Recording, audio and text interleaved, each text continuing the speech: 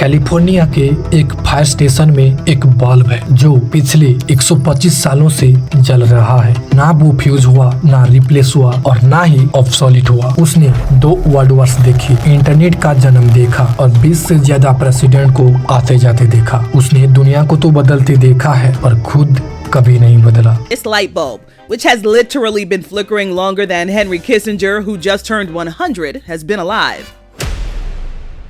लेकिन आपके घर में जो एलईडी बल्ब है वो पिछले महीने ही क्यों फुस हो गया? आपका नया स्मार्टफोन 2 साल बाद हैंग क्यों होने लगता है? और आपके घर के वॉशिंग मशीन और फ्रिज सिर्फ कुछ ही सालों में प्रॉब्लम देना क्यों स्टार्ट कर देते हैं? और सबसे डेंजरस बात पता है, ये सब एक्सीडेंट नहीं है। मैं आज तुम्हारे घर में रखी हर चीज की डेट तुम्हें दिखाने वाला हूँ, क्योंकि प्रॉब्लम तुम्हारी चीजों में नहीं है, प्रॉब्लम उस सिस्टम में है जो तुम्हें बार बार खरीदने पर मजबूर करता है। हमें लगता है कि टेक्नोलॉजी एडवांस हो रही है, इसीलिए चीजों को जल्दी जल्दी बदलनी पड़ती है, पर सच इससे बिल्कुल उल्टा है।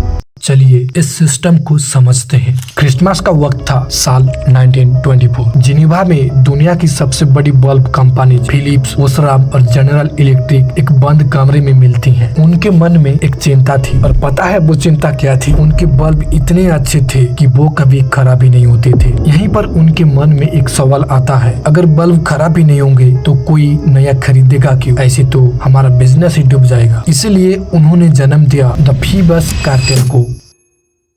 उन्होंने ऑर्डर दिया कि हर इंजीनियर बल्ब की क्वालिटी को घटाए। जो बल्ब 2500 घंटे चलता था उससे जबरदस्ती 1000 घंटे पर लाया गया। अगर कोई कंपनी मजबूत बल्ब बनाती थी तो उससे भारी फाइन देना पड़ता था। तुम्हें लगता है ये सिर्फ बल्ब की कहानी है? तो चलो सिस्टम को और अंदर से डिसेक्ट करते हैं।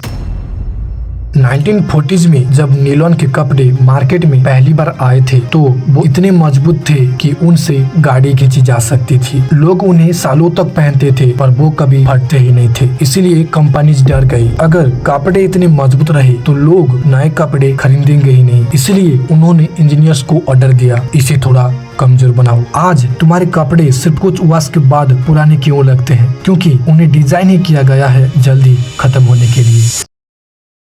अब थोड़ा गौर से सुनना। 1924 का वो जिनेवा वाला कमरा वो कोई मीटिंग नहीं थी, वो एक क्राइम सीन था। उन 5 लोगों ने मिलकर तुम्हारी आने वाली 10 पीढ़ियों की किस्मत लिख दी थी, और आज तक यही द एक्सपायरी डेट का कानून हमारी दुनिया में चलता आ रहा है। आपने जेब में रखे फोन को देखिए। पहले फोन की बैटरी को इजीली रिप्लेस किया जा सकता था। 300 या 500 में नई बैटरीज डाली और फोन फिर नया जैसा। लेकिन आज के फोन्स में बैटरी पहले से सील होती है, चिपकी हुई। 2 से 3 साल बाद जब बैटरी वीक होने लगती है और फोन स्लो लगने लगता है, तब रिपेयर मुश्किल और महंगा बनाया जाता है, और तुम्हारे माइंड में ये सोच लाया जाता है कि अब नया फोन लेना ही बेटर होगा। सिर्फ बैटरी ही नहीं, एक टाइम था जब शूज सालों तक चलते थे। आज नए शूज सिर्फ 5 से 6 महीने में घिसने लगते हैं। सोल वीक या तो स्टिचिंग लूज, क्योंकि अगर जूते 5 साल तक चलने लगे तो कंपनी अगला पैर कैसे बेचेगा? हम एक ऐसे इकोनॉमी में जी रहे हैं जहाँ क्वालिटी एक गुनाह है। अगर आपने कुछ ऐसा बनाया जो हमेशा चले तो आप बिजनेस की दुनिया में देशद्रोही माने जाएंगे। सच सिर्फ यहीं तक सीमित नहीं है। इस दुनिया में सिर्फ शूज या गैजेट से नहीं, हर चीज का एक हिडन एक्सपायरी डेट है। कपड़े, मशीन, रिलेशनशिप, यहाँ तक कि इंसान का भी। फर्क सिर्फ इतना है, कुछ एक्सपायरी डेट्स लिखी होती है और कुछ सिस्टम के अंदर छुपाकर डिजाइन की जाती है।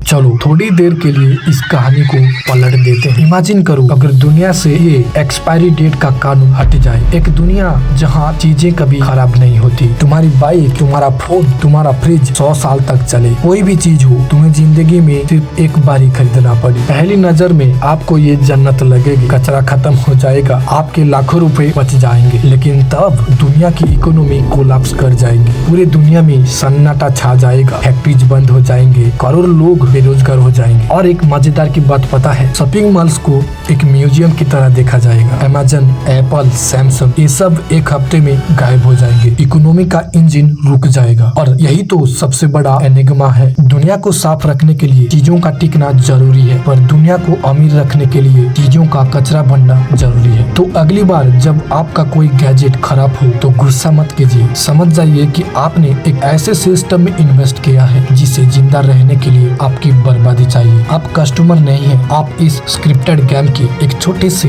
हिस्से हैं। सवाल ये नहीं है कि चीजें कब खराब होंगी, सवाल तो ये है कि क्या आपने कभी कुछ ऐसा खरीदा है जो वाकई आपका है। कमेंट में अपनी राय जरूर दें।